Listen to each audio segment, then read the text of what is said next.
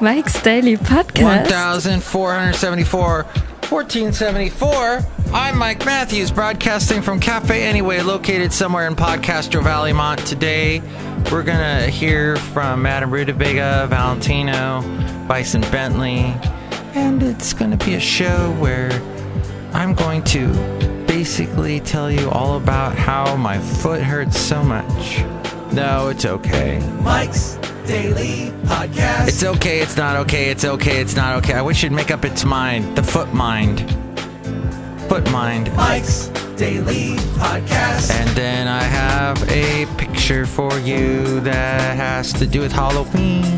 And it is going to make you scream. It's going to make you go, wow, that's so frightening. I love Halloween, except those candy corn candies. What the hell are they made out of? Wax? It's wax candy. Yum. Mike's Daily Podcast. I can't wait to eat a whole mess of wax candy. So that's what today's show is all about. And Mike's I bid a fond Daily farewell to Podcast. someone that's leaving me. Yeah! A friend that was on the show a couple of times. Robert Owen Welsh. He did a segment called Welsh on the World, and he's leaving. He's leaving the Bay Area, leaving Podcastro Valleymont with his wife Christy, and moving down to Los Angeles. I cannot freaking believe he's moving to Los Angeles, because I used to live near there. And I guess, you know what? If you... First off, let's say hi to this person.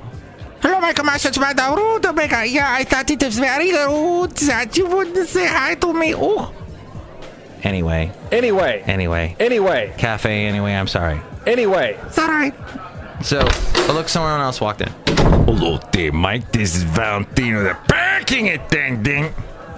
And this is Bison Bentley. Do you know that? Mike, thank you so much for having me as the podcast picture yesterday in the drawing.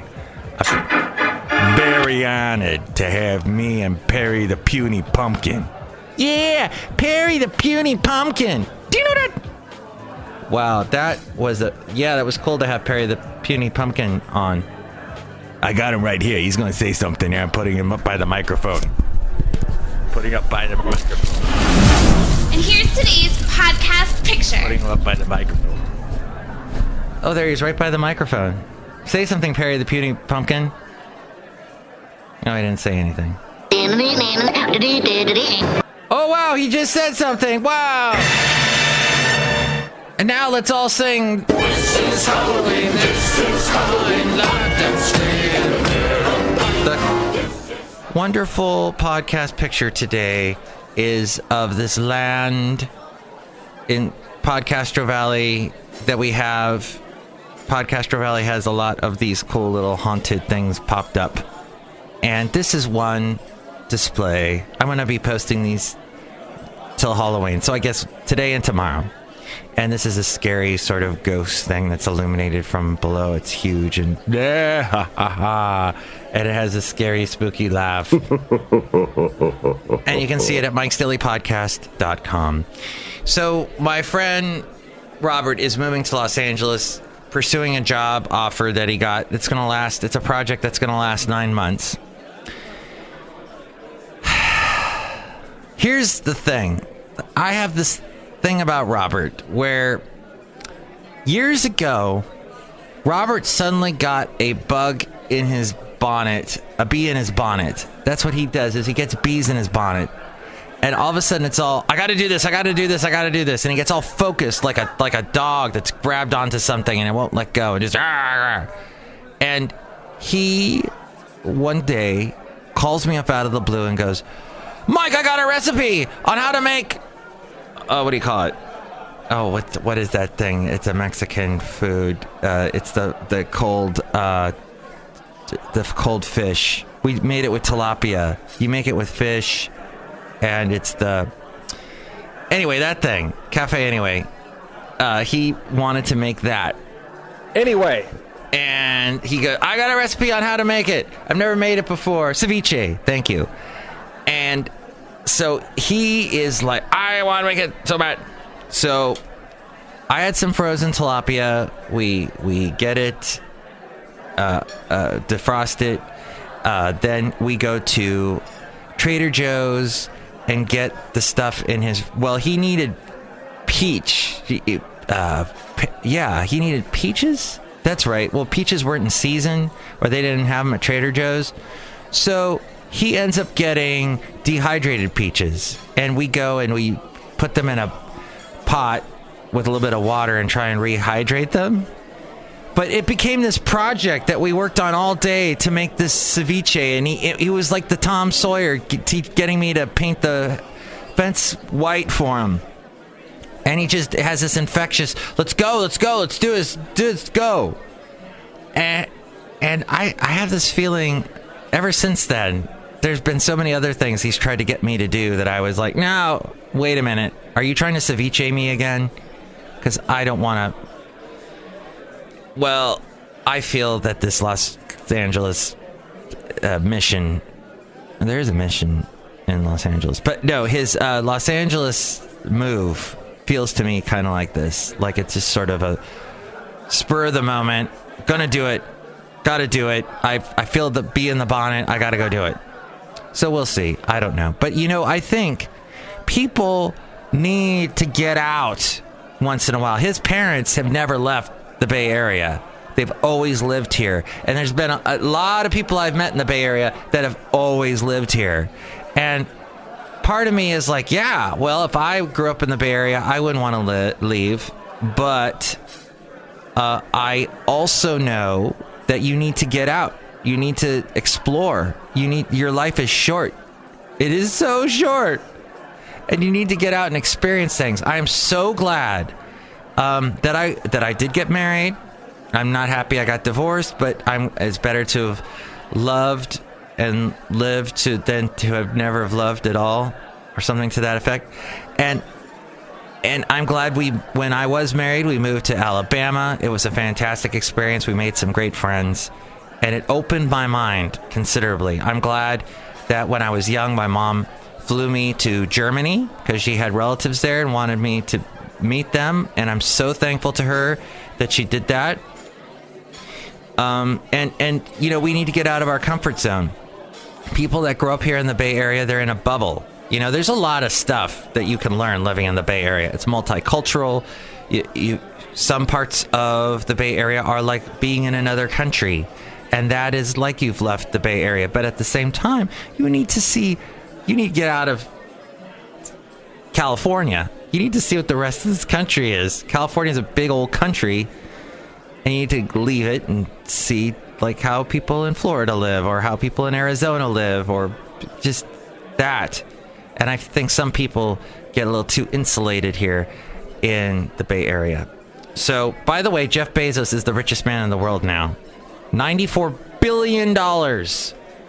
And as Dr. Evil once asked, those many years ago, why make trillions when we could make billions?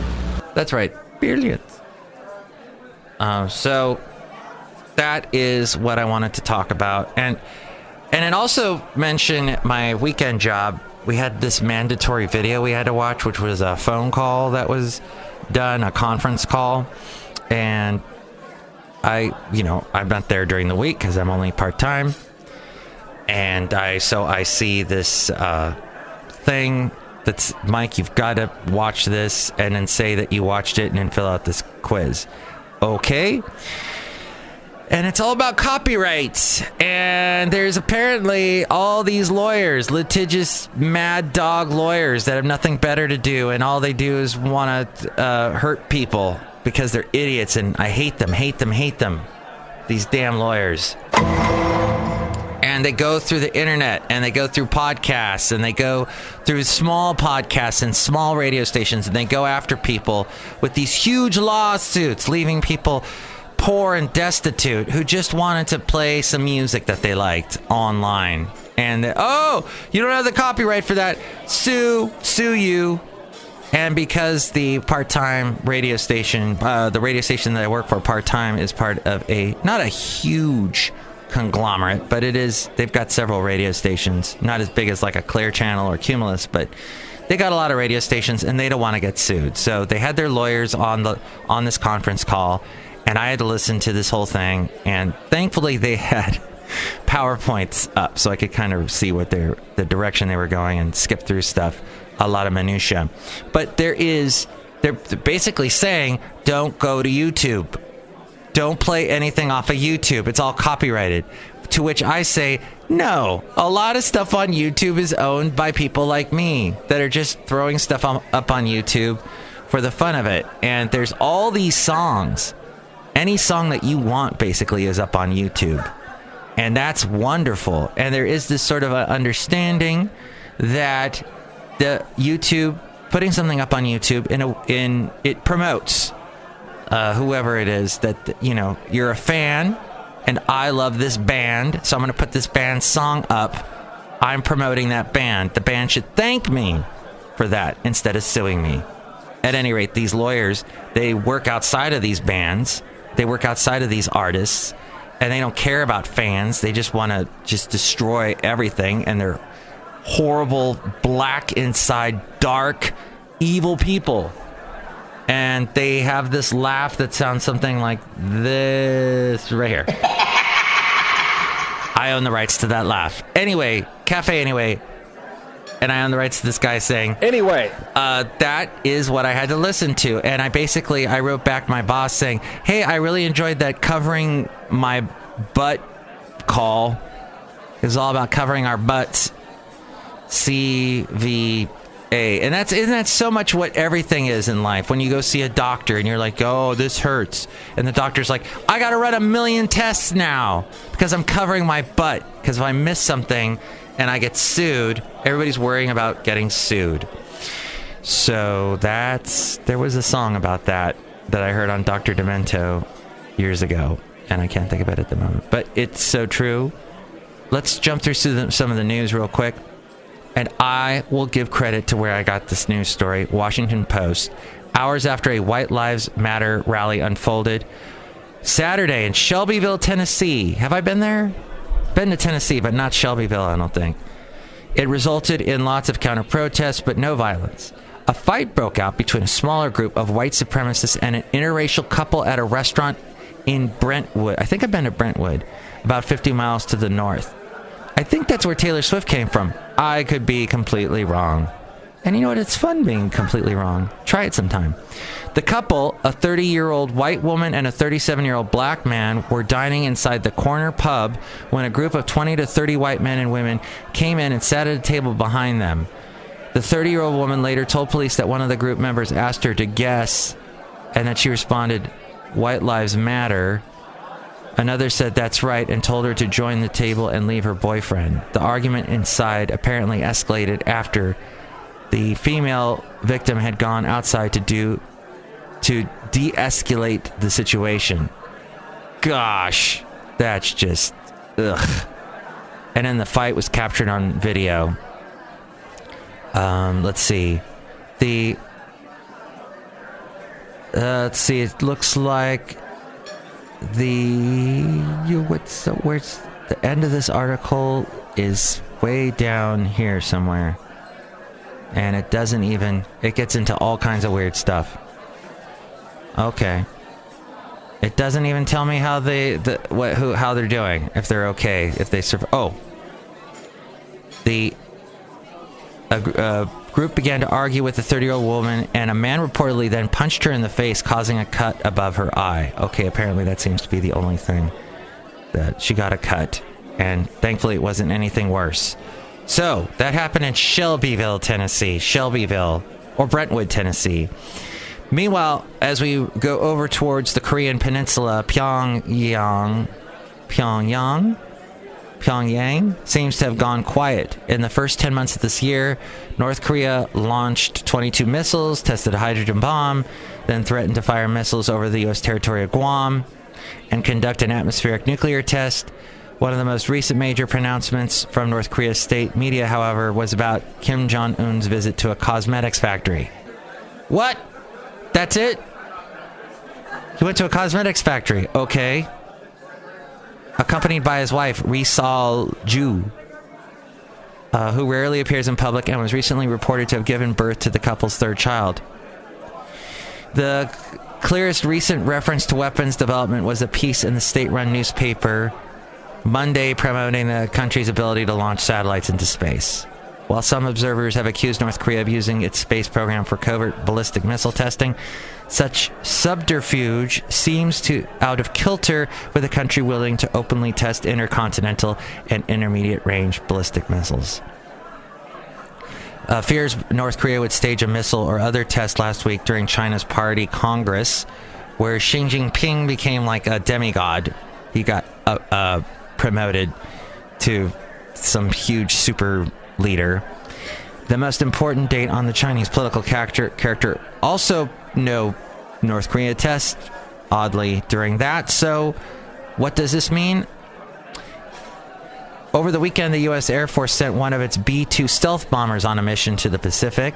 The B-2 flew from White Man Air Force Base in Missouri without revealing. The B-2 then flew to there. Okay. And James Mattis said any use of nuclear weapons by the North will be met with a massive military response, effective and overwhelming. And that is basically what's going on.